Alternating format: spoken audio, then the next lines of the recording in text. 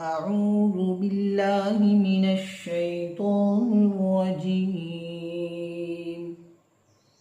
بسم الله الرحمن الرحيم. إنا أنزلنا إليك الكتاب بالحق لتحكم بين الناس بما أراك الله ولا تكن للخائنين خصيما واستغفر الله إن الله كان غفورا رحيما. ولا تجادل عن الذين يختانون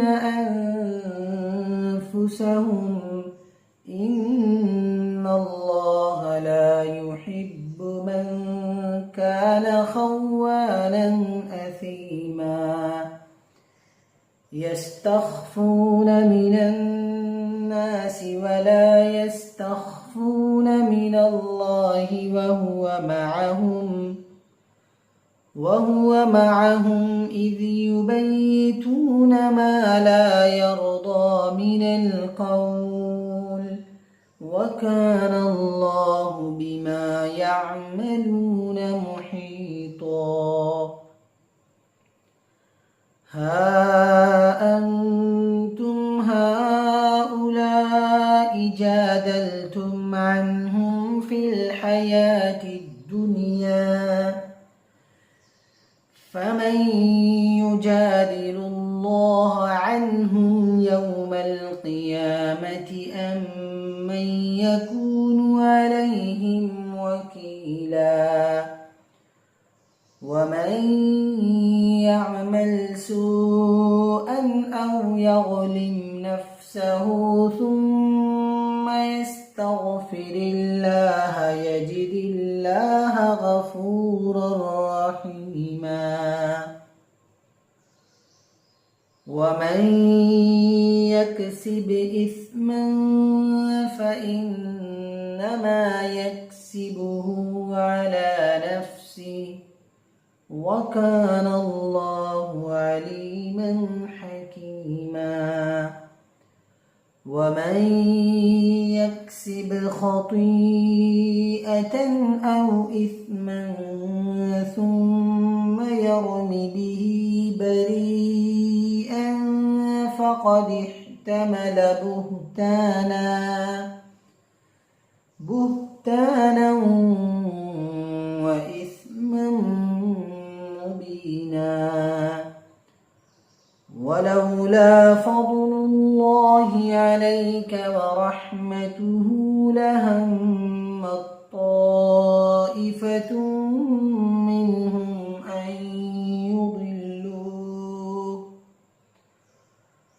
وما يضلون إلا أنفسهم وما يضرونك من شيء وأنزل الله عليك الكتاب والحكمة وعلمك ما لم تكن تعلم وكان فضل الله عليك عظيما.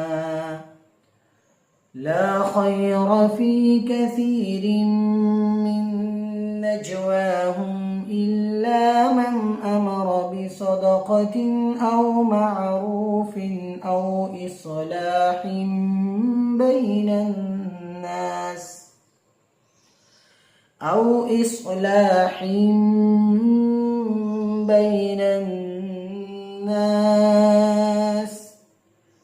ومن يفعل ذلك ابتغاء مرضات الله فسوف نؤتيه أجرا عظيما.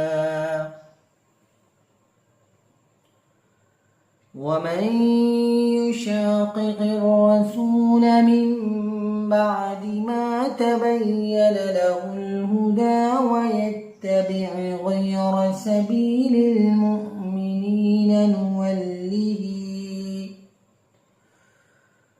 نوله ما تولى ونصله جهنم وساءت مصيرا. صدق الله